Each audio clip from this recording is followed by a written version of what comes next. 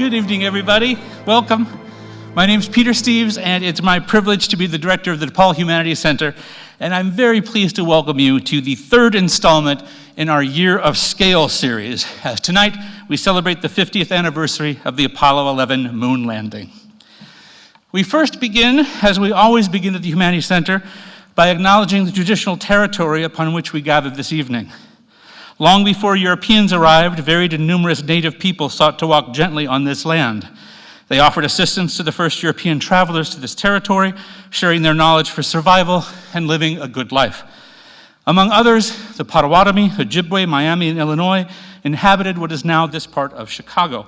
And while we here today have no power to honor the treaties that were signed, we do recognize that these treaties were brokered under some duress and deception. So it's our hope tonight to honor the good faith with which the native people of this region entered into those treaties. As Potawatomi Chief Matea is purported to have said at the signing of the 1821 Treaty of Chicago, quote, "This is a small piece of land, and if we give it away, what will become of us? The Great Spirit who has provided it for our use allows us to keep it. We should incur his anger if we bartered it away. If we had more land, you should get more. But our land has been wasting away ever since the white people became our neighbors, and we now have hardly enough left to cover the bones of our tribe." In solidarity with Chief Matea, we recognize the history and legacy of this subjugation, as well as the enduring presence today of Native Americans among our faculty, staff, student body, and community. And it's thus that we seek a new relationship with the original peoples of this land, one based on true respect, as we also reaffirm our general and driving dedication to finding ways both institutionally and personally for the work we do at the Humanities Center to be a model of what it means to be dedicated to making our society a more enlightened and just place for everyone in our community. So, it will soon be my honor to introduce you to our special guests. Sadly, we will not be joined by Rick Houston tonight. Just a few hours ago, Rick had to cancel his flight to Chicago and his time with us due to a family emergency. So I'm very sorry that you won't get to hear him tonight. He's got some amazing stories. But our thoughts are with Rick and his family tonight, and we wish them health and wellness. So before introducing you to Sue and Mia then, I thought we might take a few moments to remember and think together about the anniversary that brings us together in celebration. For those of you who were with us at the DHC 2.5 years ago for our Humanities in Space series, you'll remember that one of our evenings was dedicated to the moon. And I don't want to repeat myself, of course, but because it's in my mind tonight, perhaps it's still worth mentioning that my own fascination with space began in childhood with a love of the moon. From the time that my great-grandmother began telling me that she and I would always be together because we would always be looking up at the same moon, to my public school astronomy club, named the Steves Brown Astronomy Club, because my best friend Rodney Brown and I were the founding, and sadly only, members of the club, a club where we had a special interest in lunar photography and eclipses. From the time of these and other important childhood moments, I have loved the moon. I was alive for the Apollo 11 moon landing, but I was only 2 years old, so I don't remember a thing, of course. Growing up, though, Apollo 11 truly came to play a role in forming my identity. I am from rural Ohio, and I did my growing up just a few miles from where Neil Armstrong was born. He and I are more or less from the same place. In the 1970s and the 1980s, I would visit the Neil Armstrong Air and Space Museum in Wapakoneta many times, finding it overwhelming that someone from a little place like ours, unknown to most of the rest of the world, could end up being the first human on the moon. Neil hadn't come from New York City or London or Moscow. I still think that's kind of important. In my eyes, at least, he was a regular person, someone I could have known. And there, too, at the Armstrong Museum in Wapak, was an actual moon rock. A rock that Neil had brought back from his trip, a rock from another world deposited among the corn, wheat, and soybean fields in that beautiful, flat countryside in Ohio. If you asked me to list the 3 most important people in terms of my being who I was growing up, I suppose I would include on that list my great-grandmother, my boyhood dog, and that moon rock. If the moon rock was not out of place in a sea of simple farmland, an earthly tranquility base, often marked only by the sound of Bob White's calling out at dawn, flushed into low flight, if not into orbit, when walking through the brush, then perhaps I was in the right place too. At once a stranger and a friend, an alien and a resident in my own homeworld, a place I always felt I didn't really belong and yet utterly belonged. I don't mean all of this metaphorically. Our conception of self is formed intersubjectively, and our identity arises as co-constituted, a member of this or that community. What it means to be is to be enmeshed in a web of roles and relationships. The other is not something that comes after the self, but is instead what makes selfhood possible. So to say that my great-grandmother, my dog, and a moon rock made me is to say that there was never a time that I didn't see myself in terms of my relations to them. And I learned from them, modeled myself on them, practiced being a person around them. It's not as if there's first a Peter who is then related to these non-Peter things, thinking about them, choosing to be around these others, but rather Peter is the set of relationships. The moon rock there in Wapak actually taught me many things, constituted me in many ways. Just one of the ontological gifts it gave me was modeling for me what it meant to be, what it meant to fit in and not fit in at the same time, to be a stranger to oneself and also to be perfectly fine with that, to give so much and to ask nothing in return, to settle into the stoically beautiful Midwestern landscape, but still have the powdery dust of another world on one's belly and in one's mind. I am this Peter because in part of that lunar rock, because of what it meant, how it treated me, how it related to me, and thus was me from the beginning. And don't even get me started on how the name Peter means literally rock. You may not be aware of a similar story about the importance of a non-human being to your identity, but I guarantee you that such a story is there, waiting to be told about you, waiting for you to tell it. So for all my closeness to Neil and the moon rock he brought back home, I never wrote a letter to him or to any other astronaut. But in elementary and middle school especially, I wrote letters to the scientists at NASA, my pantheon of unknown, unnamed heroes far away, doing all the work to make space understood to us. So all of that is part of my past. And I mention it tonight not because I'm special or interesting or because I imagine you would care much about my story, but because I'd like to suggest that in order to say why the Apollo 11 mission holds such a position in our collective consciousness, why it remains so important 50 years later, has something to do with the science of it all, of course, but also with the humanities. And that means our own story, our own stories play a role too. So let me briefly try to illustrate this with two examples. The first having to do with the philosophical implications of the name of the lunar program. The second, an historical question about the meaning of the accomplishment on a global scale. When it was announced 15 years ago that performance artist and musician Laurie Anderson would be NASA's artist in residence, I was overjoyed, even though it only lasted for a short time. NASA should have a whole division of artists in their employ, if you ask me. Selfishly, I've always thought that they need some philosophers in residence, too. Again, I'll readily admit here that it's some self-interest in childhood dreams driving this, but I've actually got an entire proposal ready if anybody with authority is out there willing to listen. One very small thing, a minor part of the job description for NASA's philosopher in residence, would be to help think about the old Shakespearean question, what's in a name? In July 1960, Project Mercury was in full swing. And Gemini, or Gemini, as those in the know tend to call it, was already on the horizon. At the NASA Industry Program Plans Conference in Washington, D.C., they were talking about the manned circumlunar missions to come.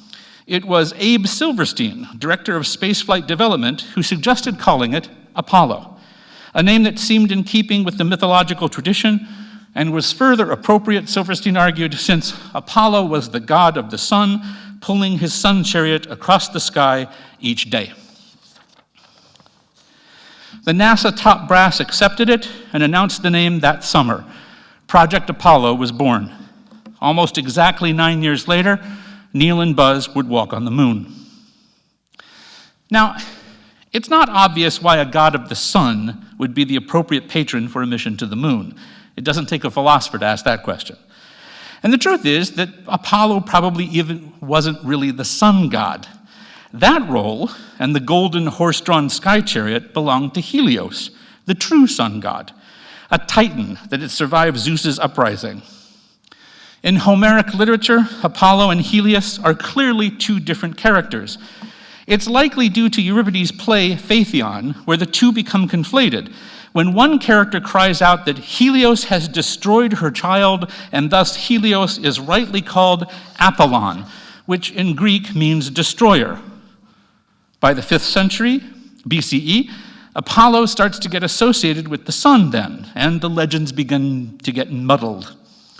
A philosopher with some ancient Greek language skills and a bit of knowledge about myths could have helped set things straight at NASA. One might think then that a better name for the lunar program following Gemini might have been Project Selene, as Selene was the Greek goddess of the moon, complete with a silvery white moon chariot that she drives across the sky each night. It's true that there would have been a lot of opportunities to cast the astronauts in heroic dramas if they had been Selene program astronauts. One of my favorite Selene stories is how she grew a monstrous lion in her hair, shook him off, and he fell to earth where he terrorized people until Hercules eventually killed him. Epimenides tells it this way: "For I am sprung from fair-tressed Selene the moon, who in a fearful shudder shook off the savage lion in Nemea and brought him forth at the bidding of Queen Hera."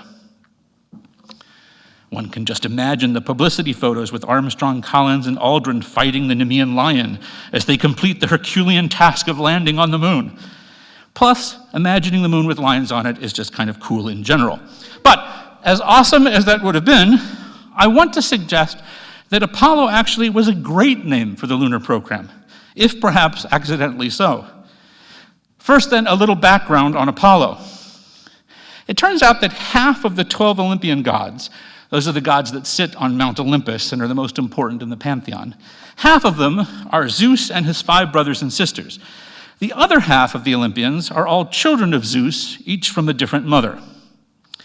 So Zeus was married to Hera when Leto, one of the few remaining titans to survive the war, became pregnant with Zeus's children, Artemis and her twin brother Apollo.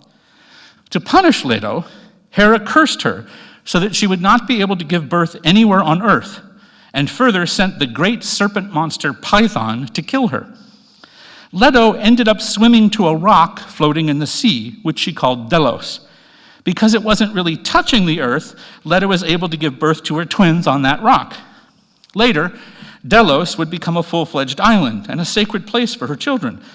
But Apollo and his sister Artemis, who would go on to sit on Mount Olympus above the Earth, was born someplace that was not considered to be on Earth. Now, years before this, Zeus had been interested in finding the center of the world. So he released 2 eagles at opposite ends of the Earth. They collided in the air above Delphi. So Zeus concluded that Delphi was the navel, the omphalos of the world. When Apollo was grown and looking for a place to build his central temple, he struck on Delphi. But he found that Python had taken up residence there. Outfitted with golden bow and arrows as a gift from his father, Apollo killed Python, threw the lizard's body into a fissure in the rock, and claimed Delphi as the place for his temple. Humans would travel from across Europe to worship Apollo there, as well as to receive predictions from the oracle who was possessed by Apollo so that she could foretell the future. It was said that as Python's body slowly decomposed, it sent up fumes through the cracks in the rock. These gases, which in reality probably included ethylene, which has been used as anesthesia, and light hydrocarbon gases, these gases allowed the oracle, who was always an older peasant woman, to enter something like a trance and speak cryptically. Her words were recorded by Apollo's priests and translated into poetry. Plutarch once worked as an Apollonian priest at Delphi, and the oracle once told one of Socrates' friends that Socrates was the wisest man in Athens, thus starting a career. So Apollo became known as the god of prophecy, but also the god of music, poetry, art, medicine, archery, and knowledge in general.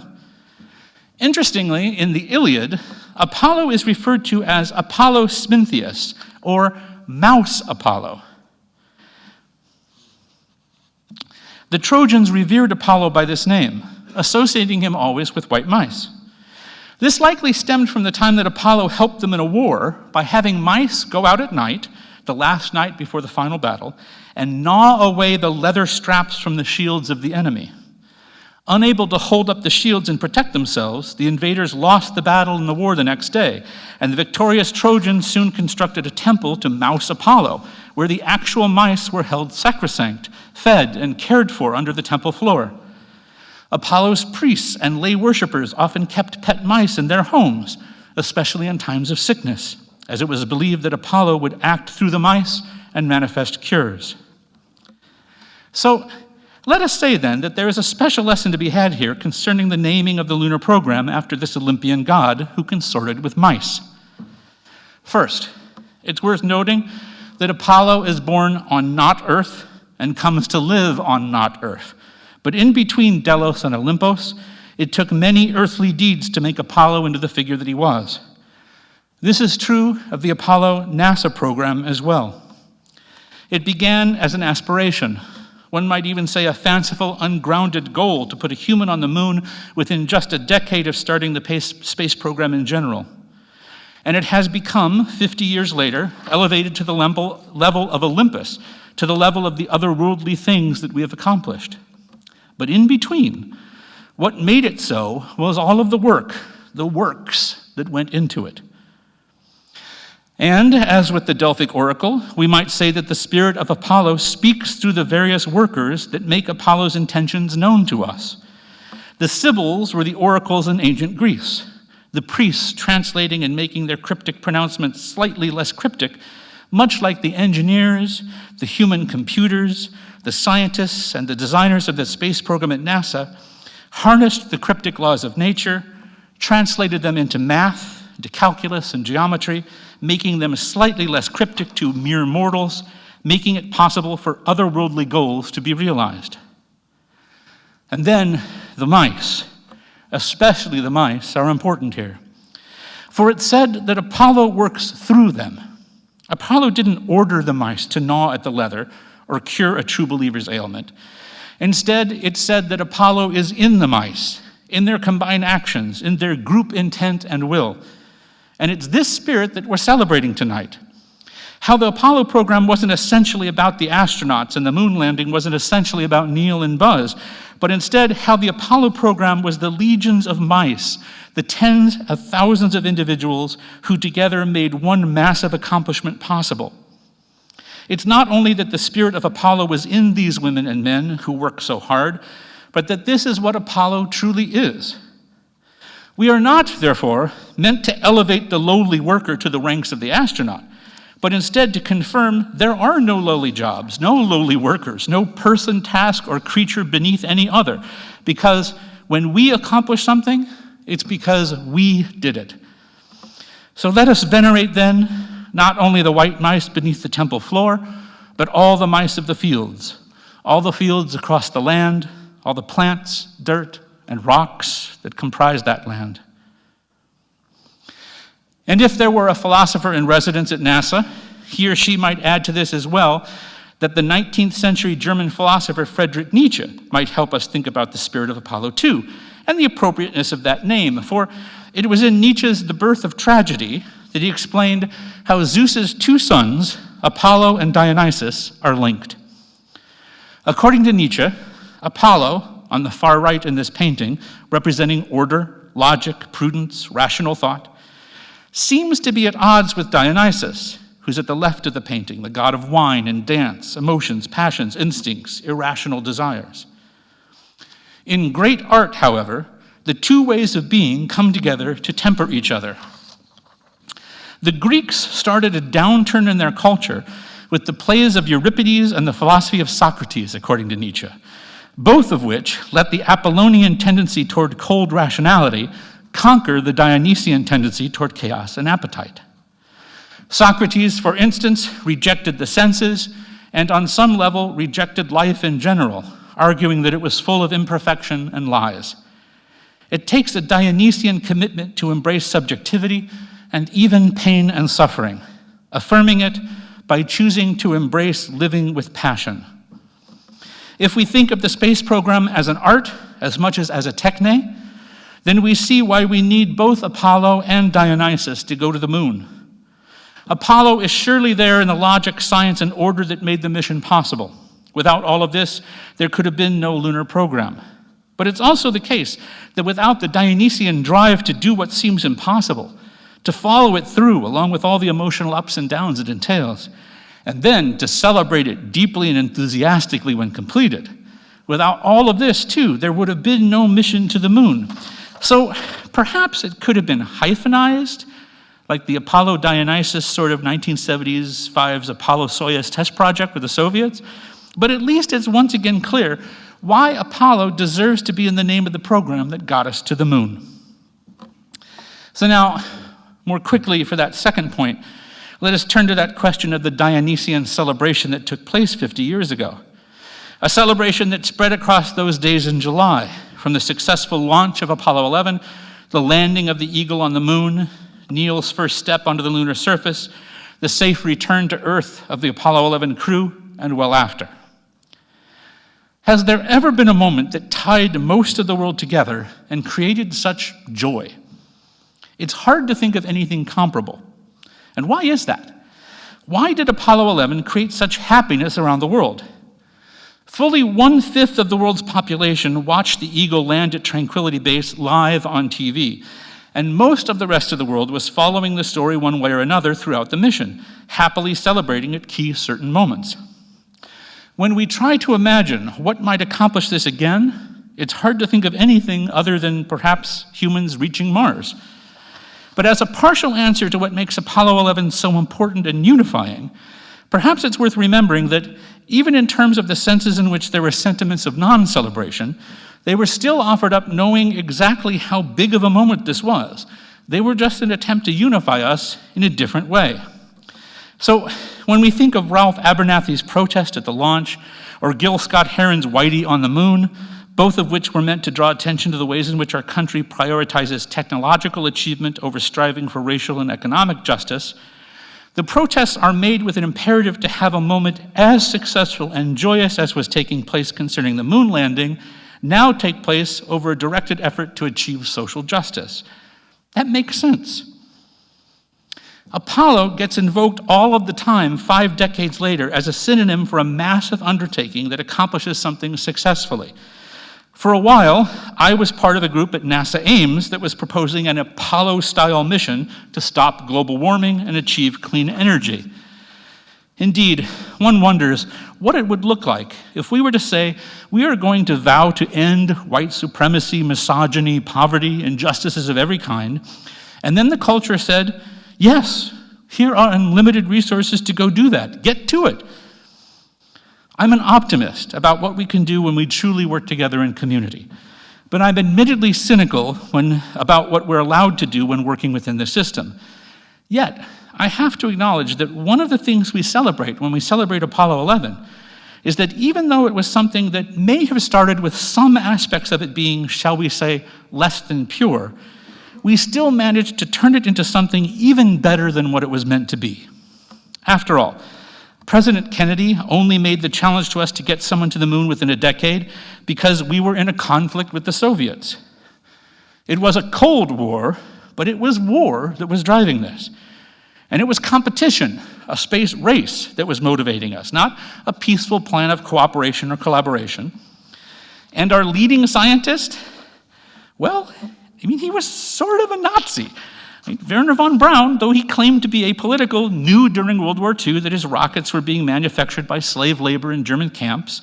They were killing thousands of people, including civilians in London. And without von Braun's help, it's hard to imagine NASA taking off the way it did.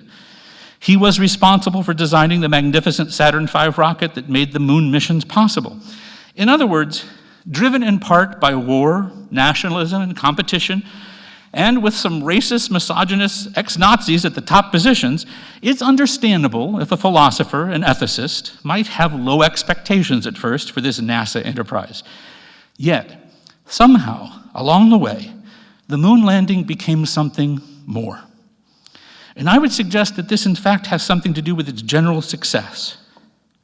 In all, 33 Saturn rockets were flown. None ever exploded, none ever harmed an astronaut or a civilian, each completed its mission. None ever carried a weapon into space, but instead, they were responsible for us peacefully reaching the moon. Last week, here at the DHC, we celebrated the 50th anniversary of Woodstock, an event that took place just a month after the first moon landing. And one of the things that we discovered a week ago that might be worth celebrating about that great arts and music festival is that it started out as just another attempt to make money, like any other for-profit concert. But after nearly 500,000 young people showed up and peacefully came together, the concert became free because there was no other alternative. It was free, and it resulted in 3 days of peace and music that are historical in their achievements. What had started out as just another part of the system became something more, and entered into the cultural psyche as something that would always be remembered as something more. On some level, the space program has a similar trajectory, ending up as even more than what it was intended, more than the sum of its imperfect parts. It might have just been part of the establishment at first, beating the Russians, but by the end of it, it surpassed all of that, and it will always be remembered as something far, far grander. This is there too, I think, in the specificity of the way in which we remember the moonwalks. Why is it so important that we say Neil and Buzz and a handful of other Apollo astronauts walked on the moon? Why is that first step of Neil so important? The image of Buzz's boot print in the lunar soil so iconic. Perhaps there's nothing we prize more as humans than our upright posture, but I believe it's more than this. After all of the technology, after the Saturn V devoured more than 40,000 pounds of fuel per second at ignition, after the onboard AGC and DSKY jumped us ahead into the computer age, after the countless inventions and countless solutions to countless technical problems, the ultimate goal of Apollo was to go somewhere and take a walk.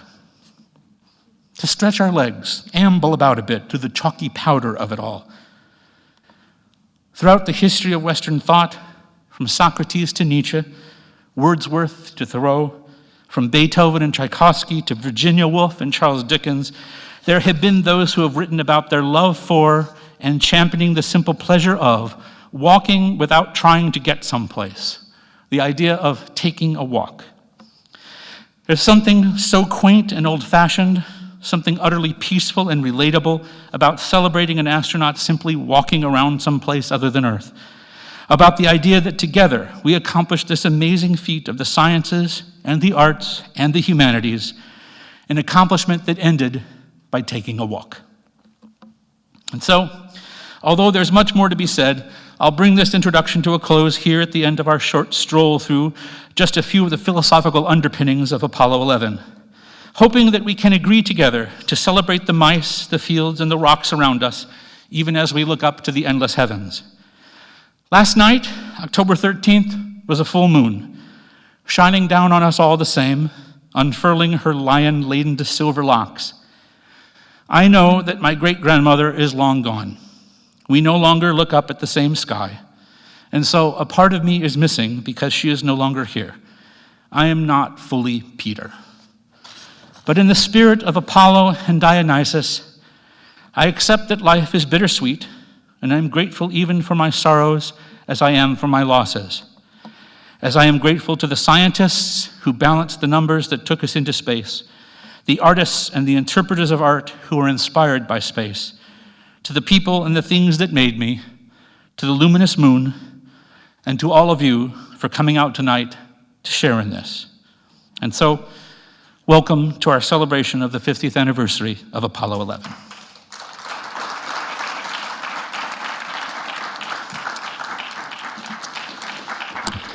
And now, in the tradition of ground control then, before we proceed, the flight director needs to initiate a launch status check So I'm going to need a go, no-go for launch around the horn from all our flight controllers.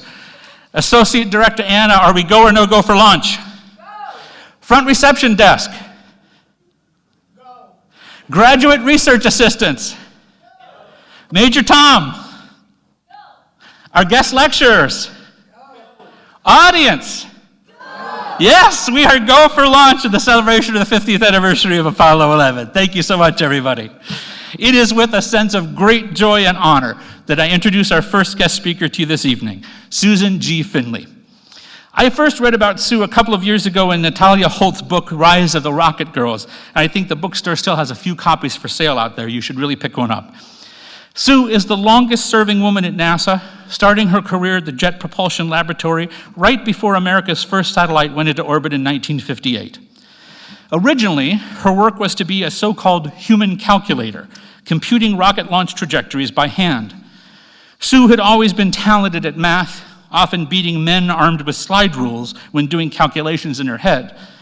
And for the next several years, she worked that math and took us into orbit and eventually to the moon. She would go on to participate in the exploration of the moon, the sun, all the planets, and every other body in the solar system, always there at the most critical moments, sometimes even saving the day.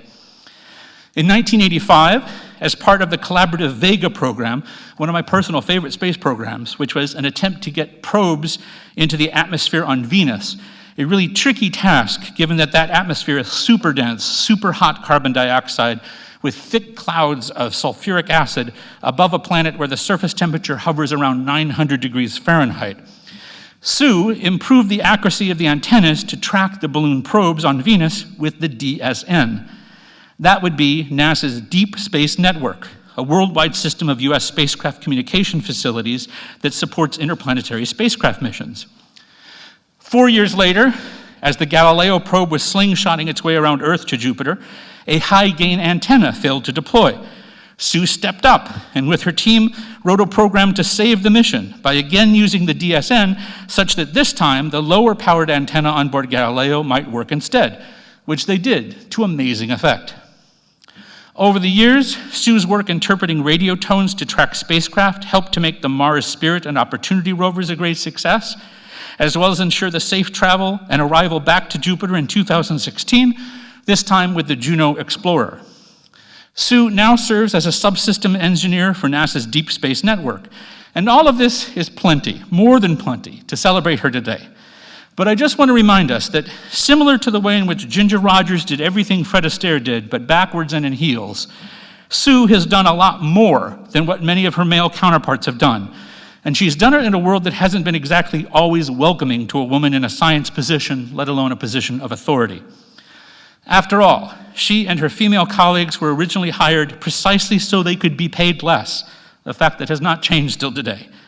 And because the woman originally in charge of administering the JPL program worried that men wouldn't take direction from her, so she had better hire only women on her team. Couple this with the fact that after the mid-60s, Sue was married with children and still decided that her future lay in space rather than at home, and you begin to see why she is truly a hero and pioneer in many different senses of those terms. I suppose it's true that it takes a special sort of bravery to sit on top of a rocket and fly away from the Earth, touching down on a different planetary body. But it also takes a bravery I can only imagine to live on the Earth within a patriarchal system designed to make things harder for you, and still to calculate, innovate, and shine on and on and on. Please help me welcome to the stage Susan G. Finley.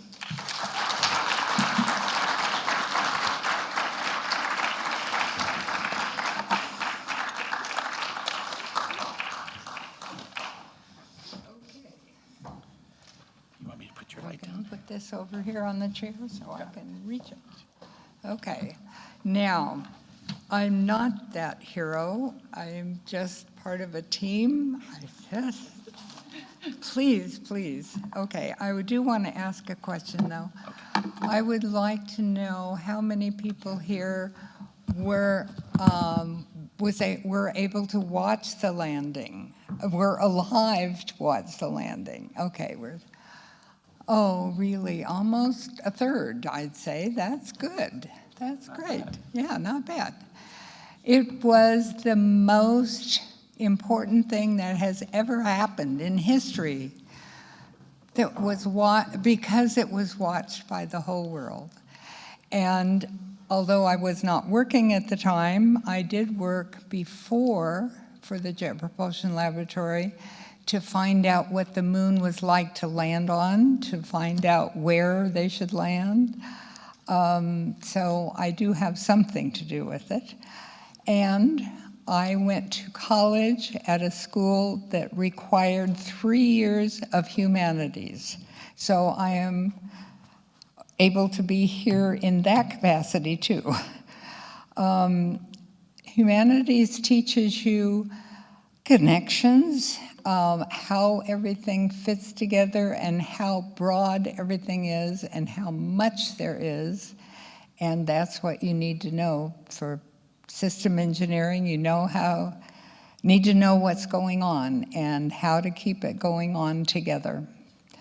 So I guess it's okay if I'm here. I'm not a hero. I'm not anything like that.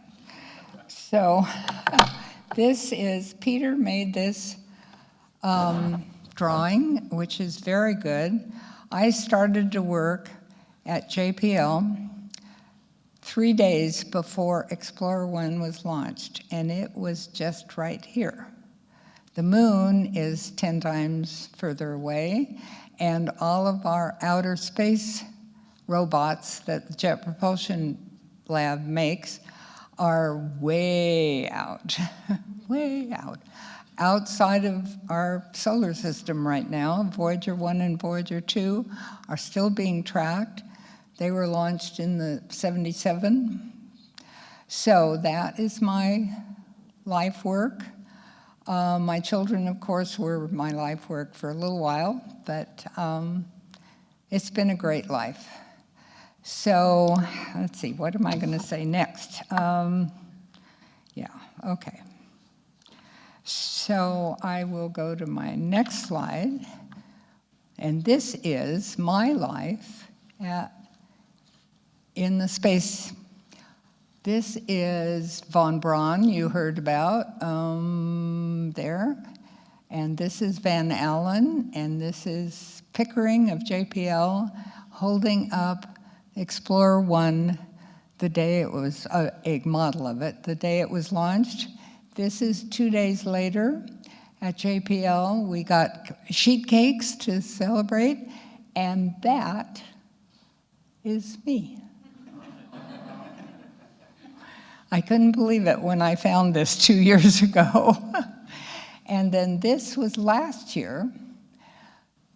They invited me to the 60th anniversary of Explorer 1, and this is the president of the director of the Jet Propulsion Laboratory, and this Michael Watkins, and this is Thomas Kerbuchen of NASA. He was the science associate director for science, and this is me.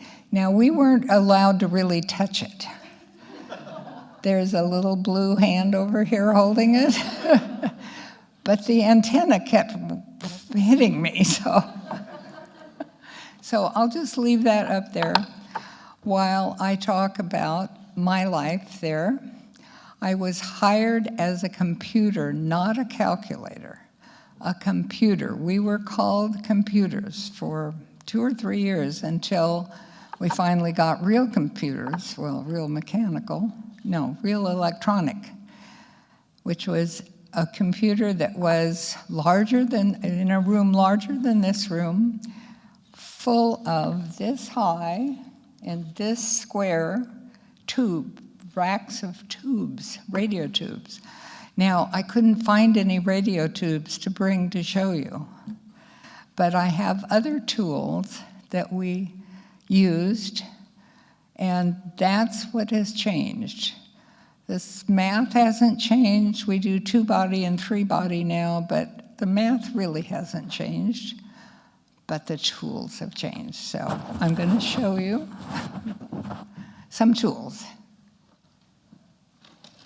So we did kind of spreadsheets, and we had tablets that were this long, and You fill out the equations up there, and you do the parameters down there, and then you just plug them in to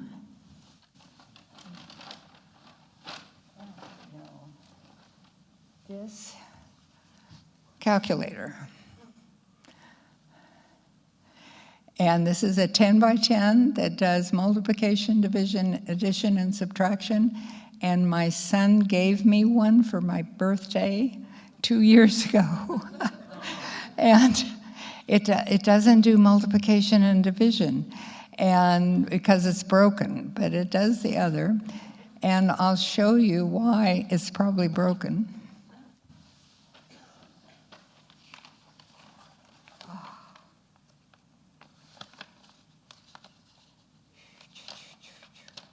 Other page. Come on, where's the page?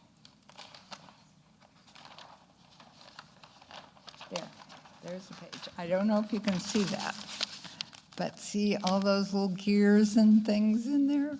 Some of them are broken, and I don't think I can find anybody to fix it.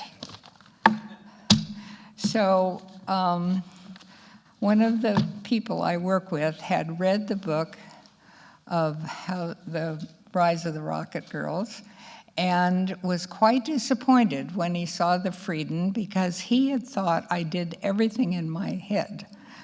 Paper and pencil, yes, but then everything in my head. No, I didn't. I wrote down the answers from the Frieden.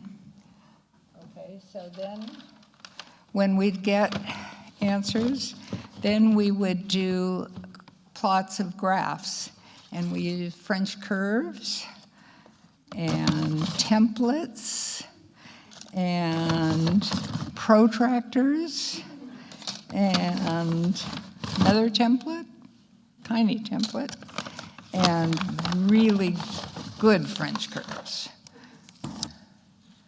Now this is the most important one, though. I think I remember that was the most useful. And so we would make plots on graph paper, and they had it wasn't a carbon paper, it was orange, and you put it there, and the orange would come up on the paper, and I think it would go through a mimeograph machine. They don't have mimeographs anymore. Then there was, the next copier was a heat sensitive thing, and they just disappeared within a year. I mean, the paper would just be blank. So now they have different copiers. And this is a picture from the book of the computers 5 years before I came to work. And you can see the clothes. That's changed too a little bit. We were not allowed to wear pants.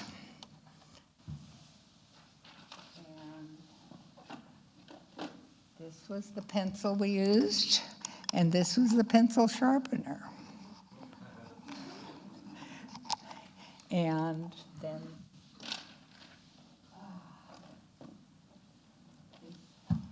this was the compass, which I have lost the 2 parts on. And this was the lead you put in the pencil. And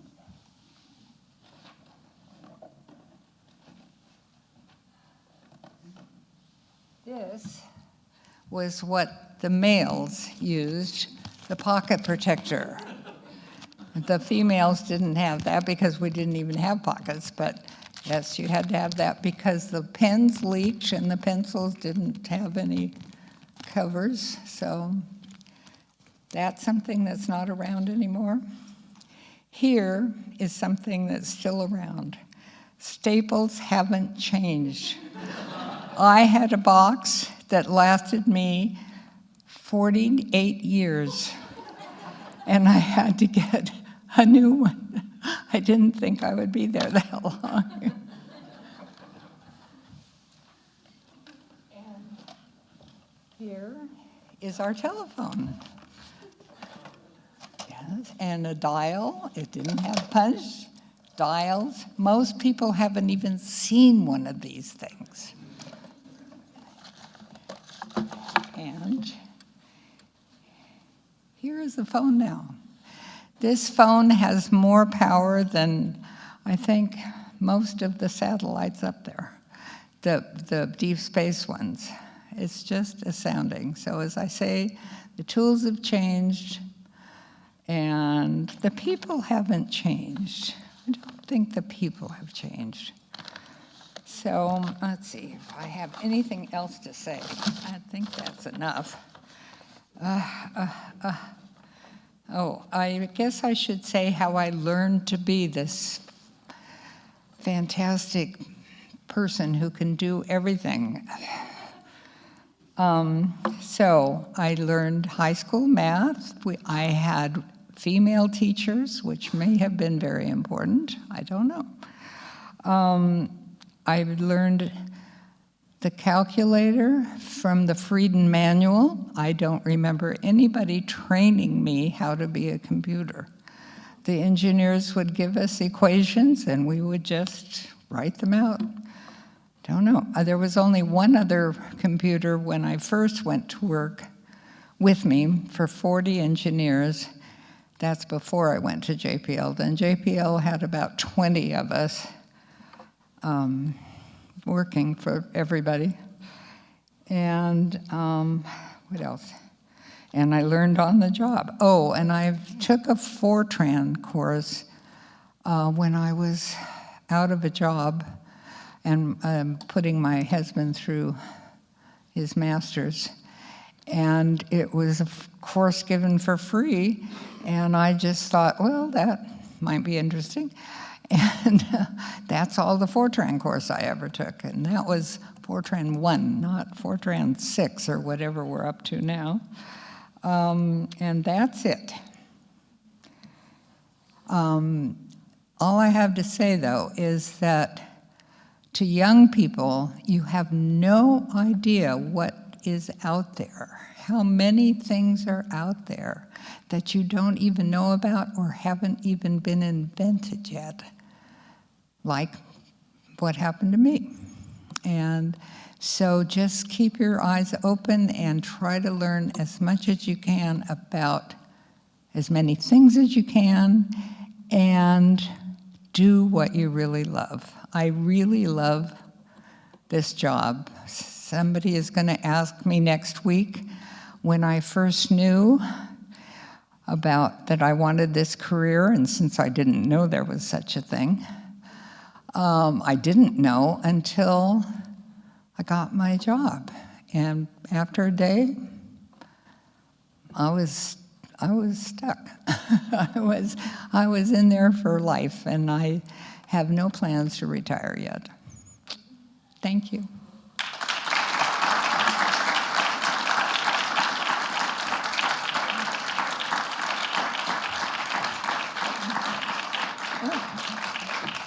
Okay. There.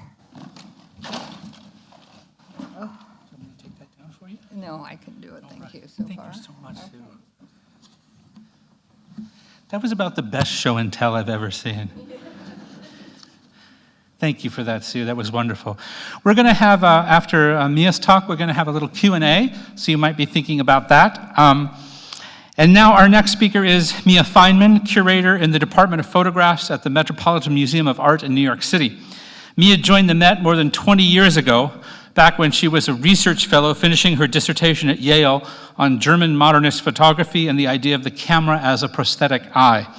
Since that time, she's organized numerous exhibitions, including a tribute to Susan Sontag in 2006, an investigation of night vision photography after dark in 2011, and 2012's highly acclaimed Faking It, Manipulated Photography Before Photoshop.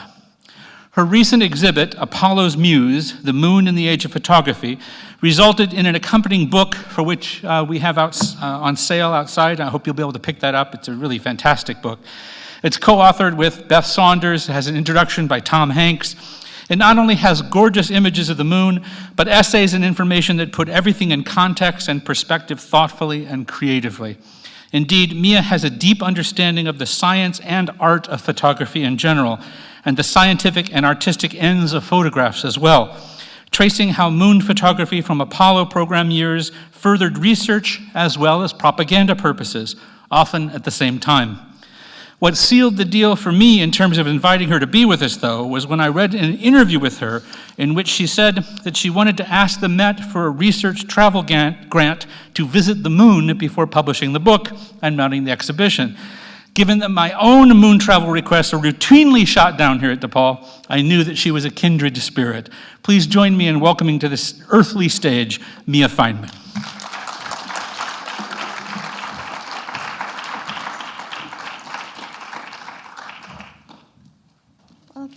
Thank you, Peter. Thank you for inviting me, and thank you all for coming out tonight. So, let me just get this started. So, I think you've seen this picture before tonight. Why did we choose to go to the moon? In his famous speech at Rice University in September 1962, President John F. Kennedy invoked the American pioneer can-do spirit and said, we choose to do these things not because they are easy, but because they are hard. That's a very bad Boston accent. Anyway, today, however, most historians will tell you that the decision to send an American astronaut to the moon was a strategic one, a response to the Soviet Union's early triumphs in the Cold War competition for military dominance.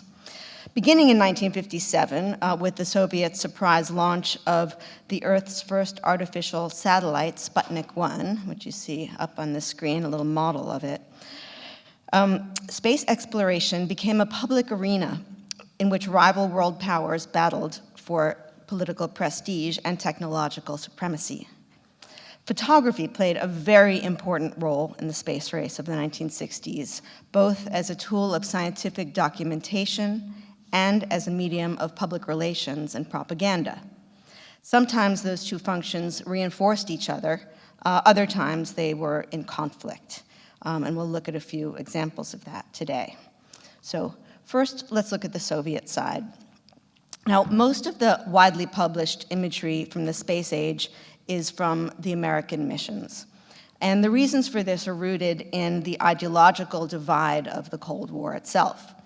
Unlike NASA, which was created in 1958 as a civilian agency with a mandated policy of openness, the Soviet space program was part of a highly secretive military-industrial complex, and there was a great deal of censorship and restriction of access to the cosmonauts and the technology that they were developing. Only a few photographers were even allowed near the cosmonauts. One of them was Vasily Peturin. He was a cinematographer hired to document the cosmonauts' training, and he put together a personal album. You're looking at a few pages from this album that documents some important Soviet triumphs of the early 1960s.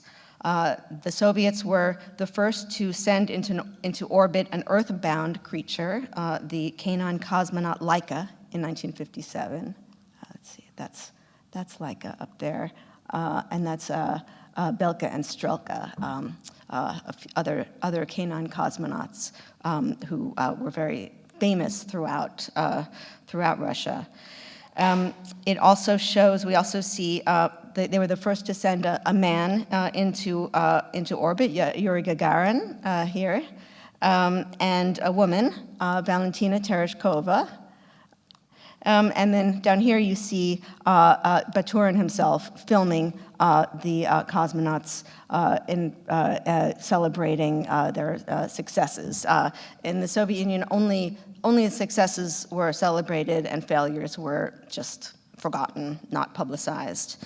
Now, another Soviet first was very important in the history of images. In October 1959, the Luna 3 spacecraft captured and transmitted the very first photograph of the far side of the moon. That's the side that is never visible from Earth. And this is the image. Although it's very blurry and it was heavily retouched, The photograph, which was released by the Soviet wire service TASS and published around the globe, represents a groundbreaking moment in the history of lunar imagery. This is a sight that no human eyes had ever seen before. It was only with the technology of cameras and spacecraft together that we could even see this at all, see an image of it. Now, images like this were of great interest to scientists, but they were less compelling to the general public. Both the Soviets and NASA discovered very early on that photographs of heroic space travelers proved to be far more effective for rallying public support for space travel than images of the moon itself. So on the left here, we see a Soviet poster of the first 4 cosmonauts to make successful flights. It's captioned "Glory" on the bottom. On the right, there's a portrait of the Mercury 7, the pilots chosen for America's first crewed space program. I'm going to say crewed and crewless rather than manned and unmanned. That's NASA's approach as well, to have gender-neutral language now. So that picture is by Ralph Morse, who is a photojournalist who covered a lot of the space program in the 60s. And on both sides, in both nations, pictures of space travelers were splashed across weekly picture magazines. Life magazine had a contract with NASA for exclusive access to the stories of the astronauts and their families. And Ogunyak in the Soviet Union had a similar arrangement with the Soviet publicity. So that was part of the public relations photography, was really to create support for these programs, which were massively expensive and paid for by their national budgets.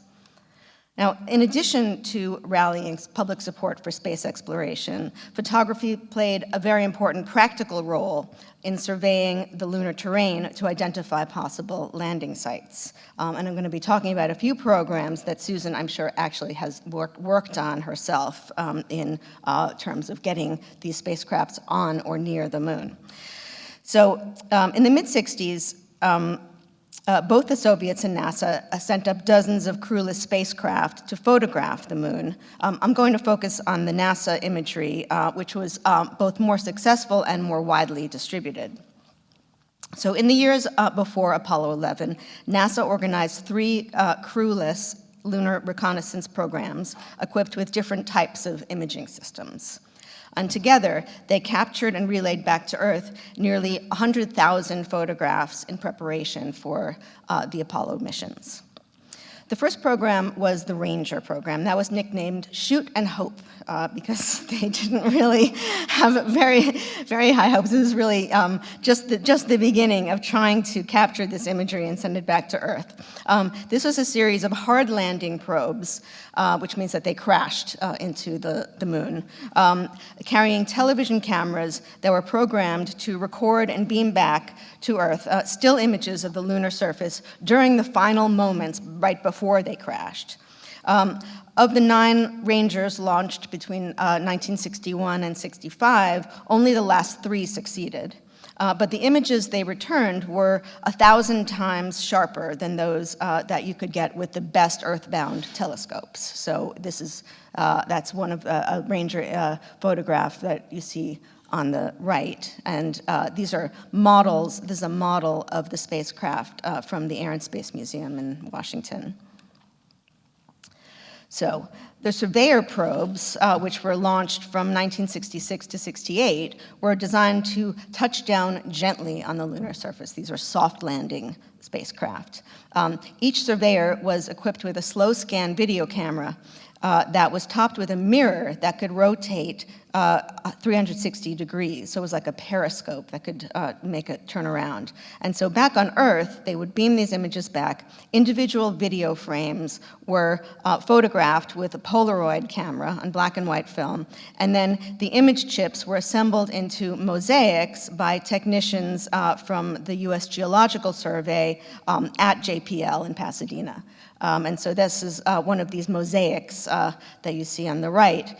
It was a very, it was sort of a fish scale-like composite that's really kind of a machine's eye view of the lunar surface. It's flattened, fragmented, perspectively distorted, difficult to see what you're looking at, unless you're sort of trained to look at this type of imagery. So what you see here is actually part of the device itself here with the lunar surface in the background.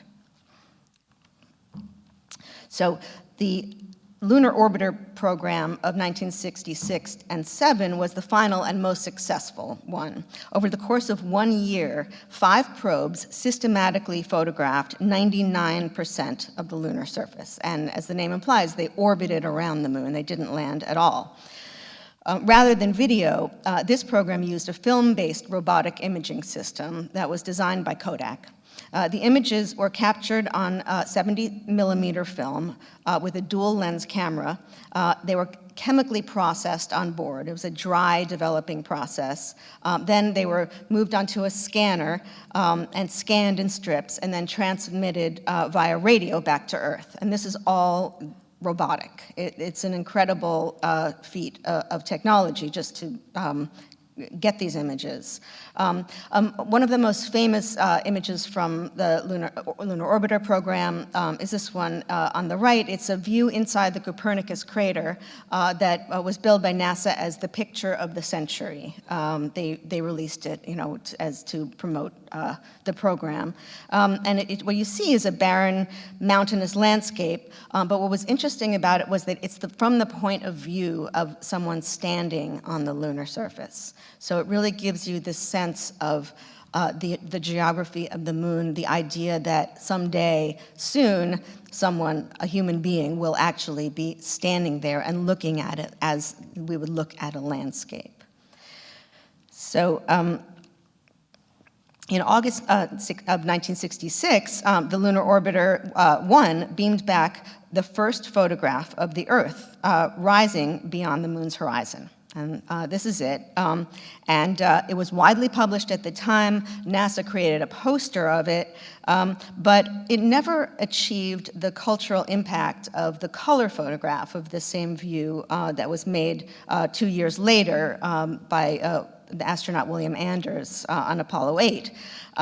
In monochrome, the Earth looked just like any other planet. So this image, although it was amazing, it didn't really inspire people. It was only with the color image that the Earthrise became a kind of revelation to people. This photograph was taken on Christmas Eve, 1968, when Apollo 8 became the first crewed spacecraft to enter lunar orbit. Now, what the astronauts actually saw that day through the window of the spacecraft was Earth floating just to the left of the moon's surface with the North Pole at the top. So the picture on the left is what they saw out the window. But when the image was published, it was rotated to a landscape format that's more familiar to Earthbound viewers who are used to watching the sun rise and set along a horizon line. And some people have objected to this, saying this is, it's not what they saw. But in fact, there is no absolute up or down in space, and so neither one is more or less correct. But the image of our vibrant blue planet glowing against the barren surface of the moon, surrounded by the black void of space, struck many people at the time with the force of an epiphany. Earthrise became a touchstone for environmentalism and global justice, and a powerful visual symbol of human beings as, quote, riders on the earth together, as the poet Archibald MacLeish put it at the time. Now, exactly 4 years later, on Christmas Day, 1972, NASA released what would become an even more famous photograph of the Earth from space, which is known as Blue Marble. This was shot by Harrison Schmitt from Apollo 17, the last crewed mission to the moon. And this crystal clear image of the planet is believed to be the most widely reproduced photograph in human history. In one of the great ironies of the Apollo era, the photographs that struck the public and astronauts alike as the most beautiful, most poignant, most awe-inspiring were not of the moon, but of our own home planet, Earth, cosmic selfies shot from 250,000 miles away. So from today's perspective, it's hard to imagine traveling anywhere without a camera. But yet, in the early days of the space race, neither the Soviet nor the American program included plans for astronauts to carry photographic equipment. It was mostly the engineers who objected. They felt that cameras would add extra weight and distract from the primary mission objectives. But early space travelers, the astronauts and cosmonauts themselves, insisted on bringing along cameras as part of their personal baggage. Most of them had trained as pilots, and they were used to bringing cameras with them to photograph the Earth from above. The astronaut Wally Schirra was the first to use a Hasselblad camera to photograph the Earth from Mercury 8 in 1962. And he had spoken to photojournalists and asked them, what the best camera was, and that was what they told him.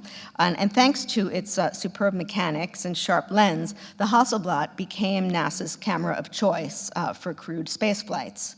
The cameras that they used had the controls modified so that they could, the astronauts could use them with their space gloves on. There was no viewfinder, so at first all the controls were manual, so they were really just pointing and shooting, without even being able to see what it is that was in the frame. They also designed a special film that was much thinner than ordinary film, so they could get many more shots on a single roll. So, when Ed White became the first American to perform a spacewalk in 1965, NASA viewed the event as a major photo opportunity.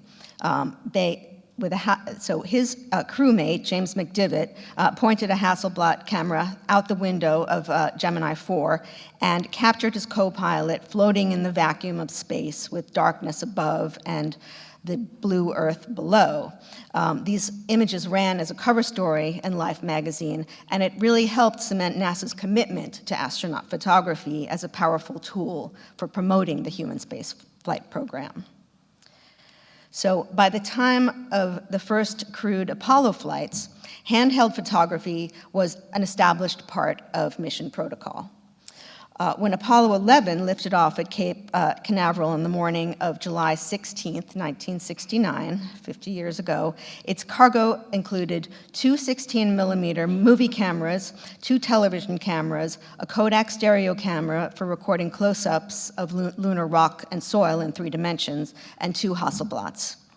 The astronauts' use of this equipment on the lunar surface was very tightly choreographed and guided by a timeline that prescribed exactly when and where photographs were to be made. So during their 2-hour and 40-minute EVA, Neil Armstrong and Buzz Aldrin set up a television camera first, which transmitted live video of their moonwalk to a global audience of about 500 million people. And with the still cameras, they documented the condition of the lunar module, they captured panoramas of the lunar terrain, and they methodically recorded their scientific experiments and the sites of the rock samples they collected. So these are 2 NASA press prints showing Buzz Aldrin carrying one of the scientific experiments that he needs to deposit on the lunar surface, and of course with the LEM on the right. So although the emphasis of all this was on operational and scientific documentation, even the most straightforward images conveyed the magnitude of the event and evoked a sense of wonder in the general public. Aldrin's photograph of his boot print was widely published in the popular press, and it came to symbolize humankind's first triumphant steps into the cosmos. But that wasn't the intention of the image. He actually made the photograph as part of the mission's investigation of the properties of lunar soil. You can see he was making very careful before and after documentation. So he photographed the soil where he was going to step. He stepped on it, photographed that, then was going to step again and make more documentation. So it was a technical image, scientific image became a photographic icon through people's interest and interpretation of it. Now, even as late as 1969, there was still considerable ambivalence within NASA about the importance of public affairs photography, especially on crewed missions. The Public Relations Department actually had to push for color film to be included in their kit because NASA scientists didn't consider it scientifically accurate, and that's true. The colors really couldn't be calibrated to give you a good idea, very good idea of what the colors on the moon were. It was only when someone asked if they would accept a black and white photograph of the first man on the moon on the cover of Life magazine that they said, okay, fine, bring the color film with you. But as it turned out, that when they brought back all the pictures and they processed and analyzed the photographs from Apollo 11, NASA made an embarrassing discovery. During most of the EVA, the Hasselblad was bracketed to Neil Armstrong's chest, and swapping the camera while wearing bulky spacesuits in low gravity was a difficult maneuver, and so they just kept the camera where it was. So that meant that Neil Armstrong was taking most of the photographs on the moon. And more importantly, PR images were not programmed into the timeline. It didn't say, photograph for Life magazine. They were supposed to do that in between doing all these other tasks that they had to accomplish. And so when they came back, they're like, oh no picture of the first man on the moon. In a meeting later, this is in NASA's oral histories, in a meeting, someone suggested, well, here we have this great image of Buzz with the flag, why don't we just say it's Neil Armstrong? Who's gonna know? And then someone's like, actually, there's gonna be some 9-year-old boy who's gonna look at this and say, no, I can tell from the insignia that it was Buzz, and they would get in big trouble. So they didn't do that. So although Armstrong actually never had the opportunity to pose for a heroic portrait on the lunar surface, his legacy as the first photographer on the moon is borne out by the hundreds of remarkable images he captured and brought back to Earth. Among them is his iconic shot of Aldrin standing next to the gold foil-covered strut of the Eagle. It's a visual emblem of the Apollo 11 mission that has since become one of the most famous photographs of the 20th century. And if you look very closely, you can see reflected in the mirrored visor of Aldrin's helmet a tiny spectral image of Armstrong in his gleaming white spacesuit, Hasselblad strapped to his chest, the first human being to set foot on the moon, seen through a glass darkly. Thank you.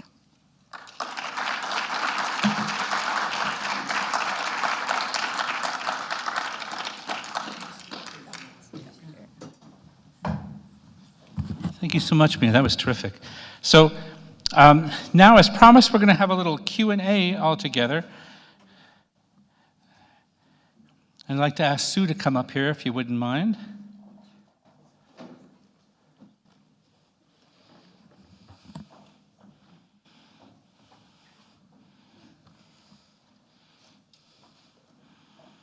Raise the house lights just a bit.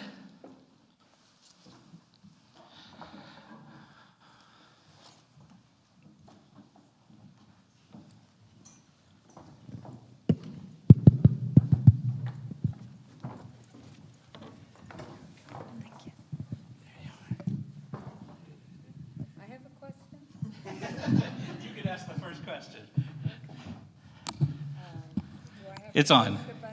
You got it. Was the picture of Surveyor taken by the astronauts? Because it looks like there's the lander module up on the, I think they went and found it. I mean, how Yes. else would that picture be taken? Yeah, that's a good point. It must have been. Yeah, it must have been. Sure. So if you have a question, we just ask you to line up at the microphone, and we invite you to ask anything you like of our two speakers. Please, start us off. Hi, thank you very much.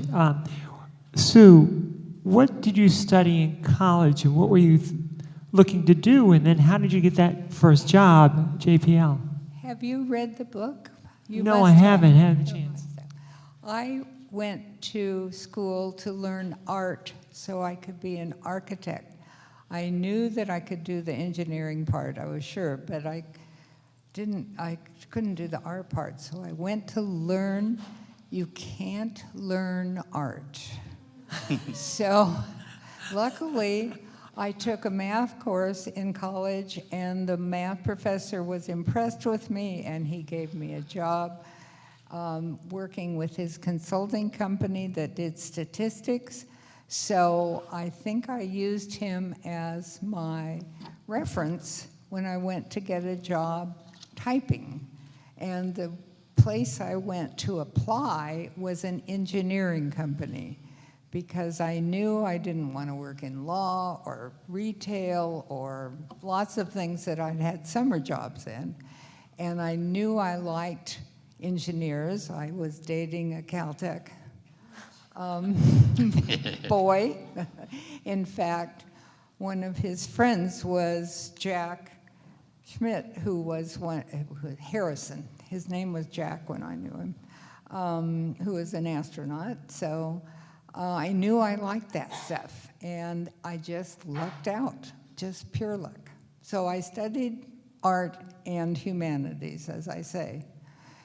And I took a summer course in philosophy logic, which turns out is really programming. So I just lucked out. It was all luck.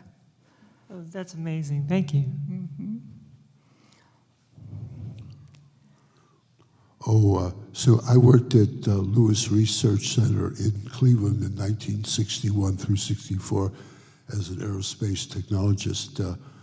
I wondered, did you ever meet a man named Louis A. Povinelli? I thought he was one of the finest engineers and scientists I ever met in my life. And to my knowledge, in his late 80s, he was still at Lewis, which is now Glenn Center. Did you ever have, because he had a lot of contact with the Jet Propulsion Laboratory. What was his last name? Povinelli. I don't think so. There are only, well, not that many then, but there are only 8,000 people there. Yeah, there was a lot of work done at Lewis Research Center when I was there on rocket combustion, particularly, hydrogen, oxygen, and I'm wondering now why NASA hasn't made any effort to, instead of using the liquid fuels, might not switch over to the hydrogen, contained in these different solid receptacles, and that could be lightweight and possibly be useful in the deep space flight. Do you have any comments on why we're still stuck with the liquid fuel paradigm? I don't know anything about that. Actually, he kept saying scientists, but more than half, I think, are engineers, not scientists. And we all work together, of course, but I have no idea about that. Sorry. Also, what are your thoughts on the scientific aspect of NASA's programming now, Right. as opposed to just the space exploration part? That's pretty much what we do, but we do Earth exploration too. Yeah. And what was your job, sir? You said you worked in Ohio? Yes. And what were you doing exactly? Rocket combustion, aerospace technology. But I had the urge at that time to be a theoretical chemist, so I left NASA in the early 1960s. But I take a lot of pride in this accomplishments, and I think it's going to be an integral component of the scientific effort to understand more about our solar system and beyond. I honestly am very deeply concerned about the militarization focus of it and trying to throw away the parts which NASA's contributed to understanding of climate change and what we have to, and about how civilization, like the Mayan civilization, how it decayed. NASA did a lot of good work on that. And, makes a lot of sense, for sure. So I think its scientific programming has been even more important than its the actual exploration. To me, the science is the most important thing, but I think NASA has really shown tremendously in its work in the scientific era. Thank you so much, and thanks for the work you did as well. Please. So I have some inside information. I'm one of Sue's Yes. sons. What was a launch like when you had computers and engineers and somebody fired a rocket off? I'm sorry, I can't understand what you're saying. What was a launch like when it, What say, were the what like? launch? A launch of a, Oh, say, launch. a Ranger Oh, 1, launch. Ranger 2, Oh, Ranger launch, 3. yes. What was that like when you didn't have electronic computers and it was people in the control room and computers?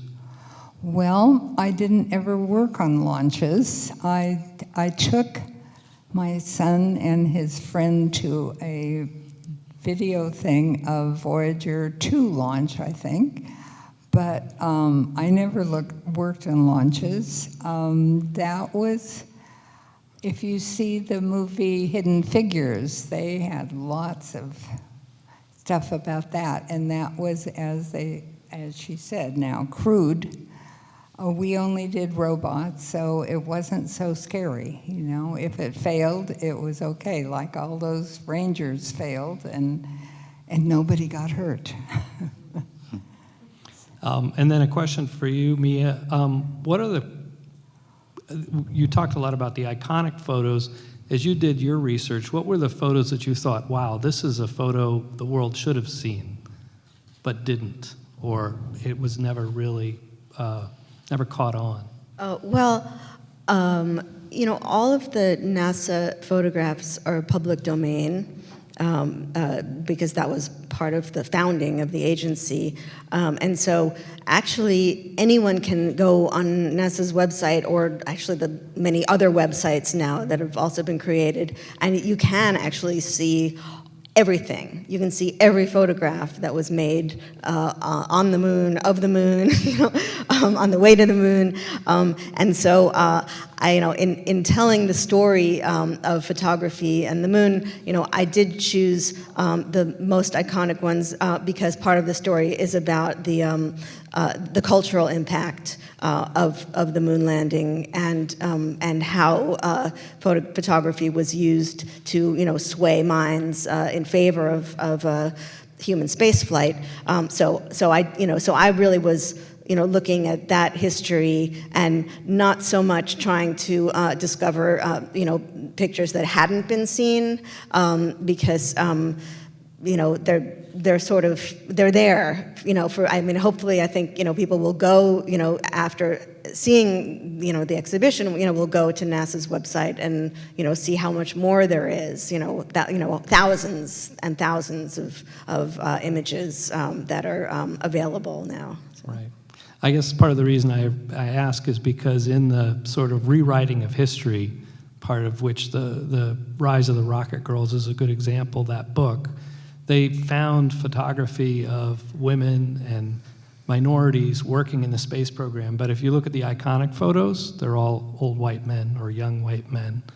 Oh, yeah, that's true. That's, you know, of the photographs of the actual, you know, people who are working for NASA. Yeah, that's a whole different story. Yeah. that should definitely and is being told. Yeah.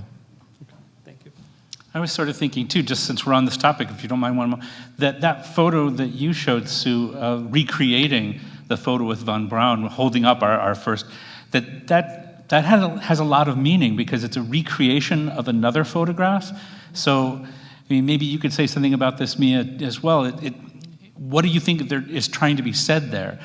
We're trying to capture the idea that this is a history, that it's continuous, something is going on now that was going on then, but it's important that Sue is there, as Ian was just saying, right? It's not just the men that were...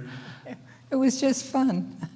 It turns out that it's in the same building. I didn't realize that when they were taking the picture. It's in exactly the same building. It's the Science and Engineering Academy in Washington. Nice. It was just fun, I guess. I don't know why they did it. I liked it. I thought it was really great. It does seem like when you try to recreate an iconic photograph like that, you're trying to say something by doing that. I don't think so. I don't think so. I don't think it was published. Sorry to hold you up, please. Yes, Ms. Fineman, I was wondering, you discussed how the photography that was used during the Apollo program was in part to maybe justify the public expense of the program, but also to just communicate visually the marvel of what was being done and create those images to show this physical place that had never been seen by humans before. And I was wondering, just as a scholar in terms of photography and the history of photography, if you have some thoughts kind of relating back 100 years prior to the Apollo program to the photography that was done as part of the exhibitions that brought the American West as the realism of it back east beyond the myths of things like the bubbling cauldrons in Yellowstone and things like that. Oh, yeah, there are a lot of parallels between the photographs of the American West from the 19th century and photographs of the moon from the 20th century.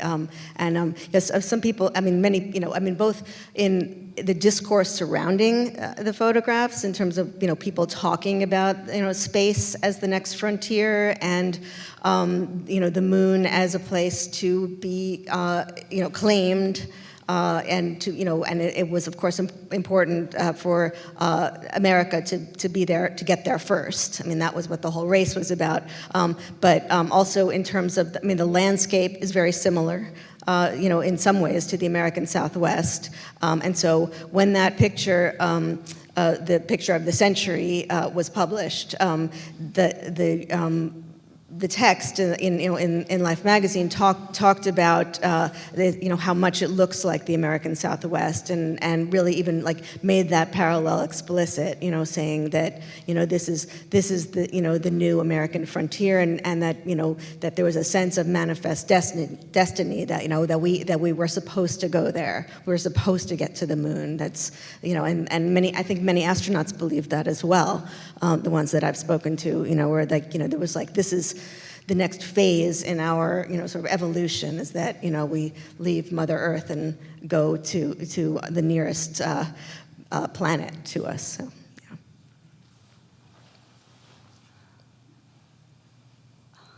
Thank you for your presentation. I had a few questions.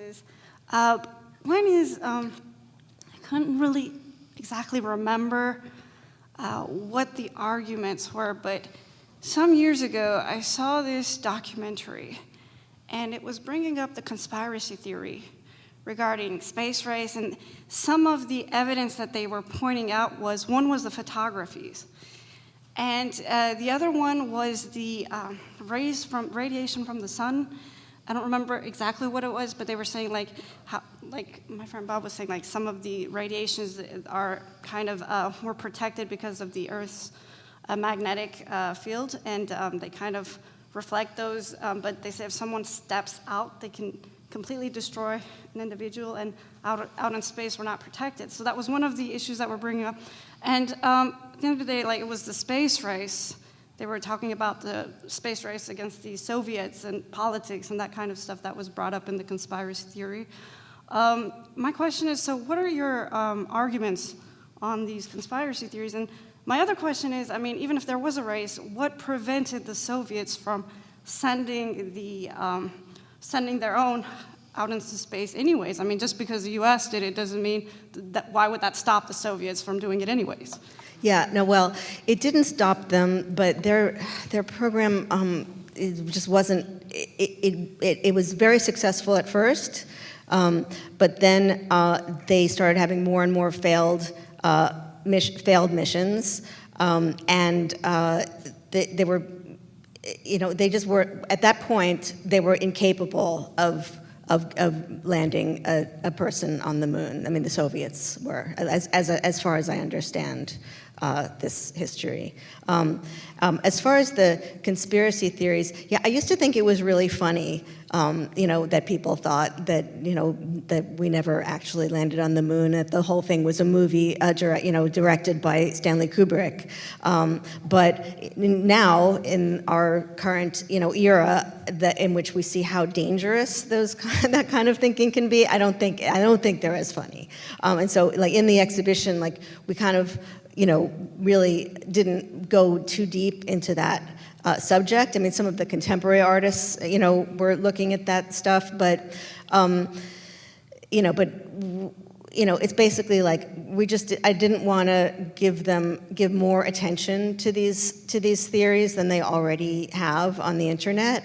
A lot of the conspiracy theories use lunar photography as part of their evidence that the moon landing never happened. And so there's the Flat Earth Society website has these analysis, close visual analysis of the photographs taken on the lunar surface, saying that the shadows are not right, and that there's all these discrepancies and things. Well, the problem with that kind of analysis is that light works in a very different way when you're taking a picture on a planet with no atmosphere.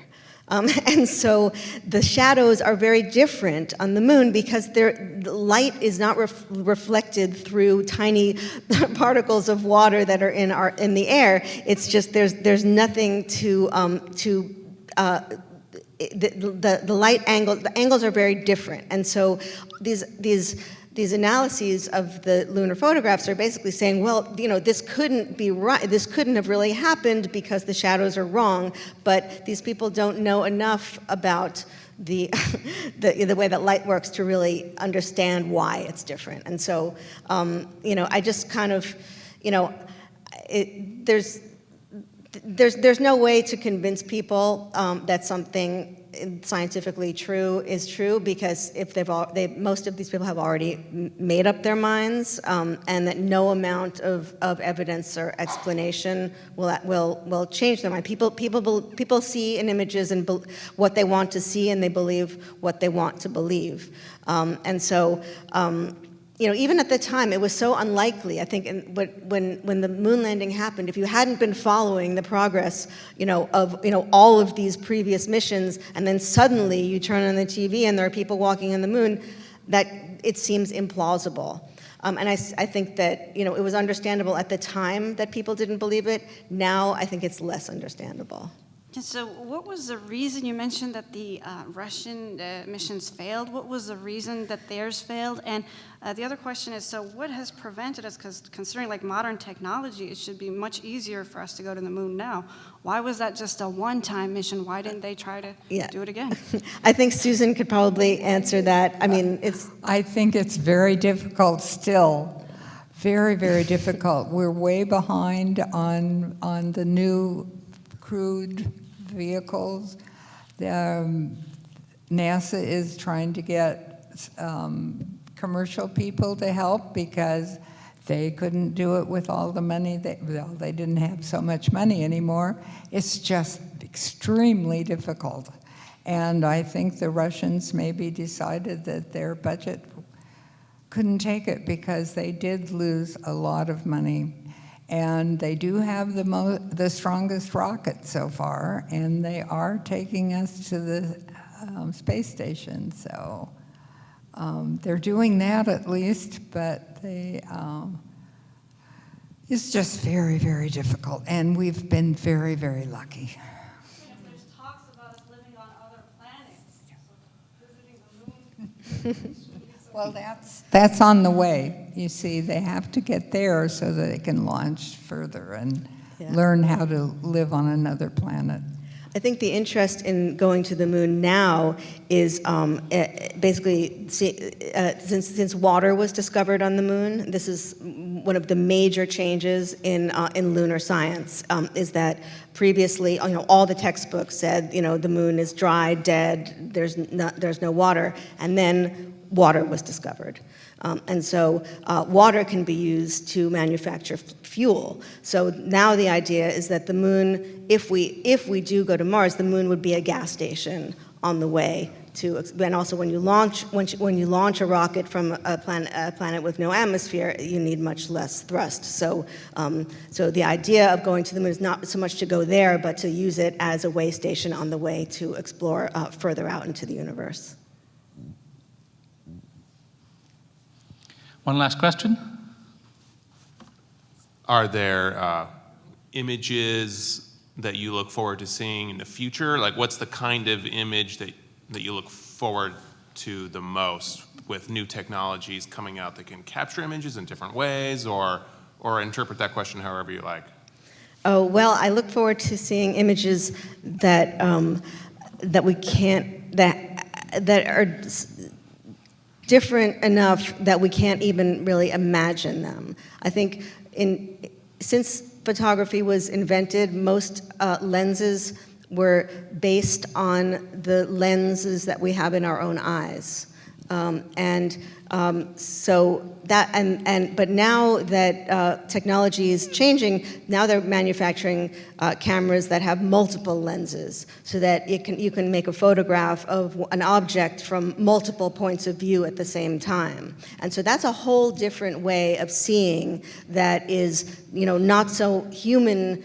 Not so much based on human vision, but based on a kind of machine vision that has yet to be explored. So my interest in terms of what images I want to see are images that a machine might see, not a human eye.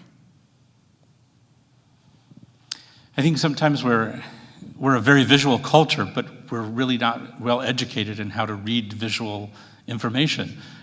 Just what we get normally every day, day to day, but how to read an image that we get through a still image or through film, that's very difficult to become educated in how to do that. One of the fascinating things I found about the next last question was that we bring our whole past with us when we look at an image. So when you look at one of those images on the moon, you can't understand how the shadows are working because you haven't experienced light working in that way.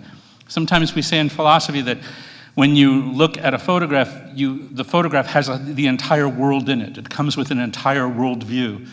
And sometimes when I'm talking to my students about planetary exploration, we'll talk about the planet Uranus was discovered in this year, the planet Neptune was discovered in this year, and I always say the planet Earth was discovered in 1968 when we had that picture of the Earth from the outside as a complete whole, because that comes with an entire worldview built into it. You can't be the same anymore when you see it as something that's distant.